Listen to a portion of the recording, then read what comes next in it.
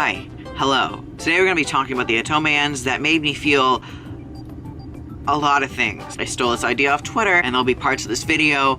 All the timestamps are going to be below, and it'll have like chapters and stuff, so you don't spoil yourself for otomes you haven't played yet. Okay, the first ending I want to talk about is Takeru's ending, is Takeru's bad ending. Preface for this, Takeru's mom is shot in front of him when he was younger, and then in this bad ending, the main character is shot in front of him. The parallel between those things just kind of fucks me up. I also have a really big soft spot for Takeru. Another end from Collar X Malice is Okazaki's end, where he has a gun to his head. For some reason, that ending just kind of stuck with me.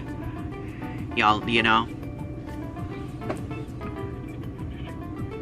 Nameless. Cherritz's bad ends in general are kind of creepy, or pretty creepy. They have a very specific vibe to some of their bad endings, but we're going to be talking about two nameless endings and one dandelion ending. The nameless endings are the one where Tay is a yandere, they're up on the roof, and I remember playing this late at night, and you see his CG where he like goes yandere and his face is kind of just weird, and the back around him is black, and it just was a lot. The second ending of Nameless that I want to talk about is the one where Eri is turned into a doll. And I think there's also an ending of Nameless where Tay tears apart everybody else, like the dolls, other people, I don't know.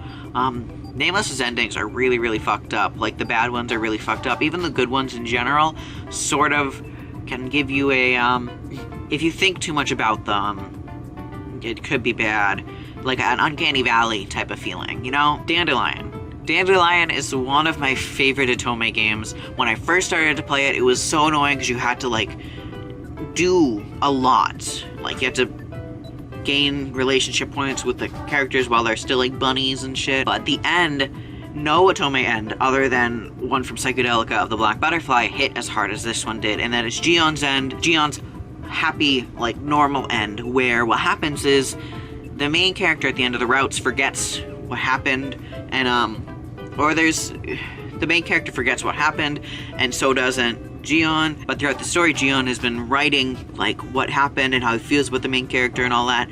So even though they forgot about each other, she finds the book and then goes after him. I also want to talk about two honorable mentions, which are the bad ending of Psychedelica of the Black Butterfly, where Kagiha and her end up like happy, but in the like Psychedelica place, and it's just really weird. In any ending where the character is like trapped or not able to leave or like hypnotized into staying, those are kind of like they all have a specific category, and they're all creepy. Along with that ending from Psychedelica of the Black Butterfly, I want to talk about Psychedelica of the Ashen Hawk. I don't remember the characters' names, but I think it may be a good ending with one of those two brothers.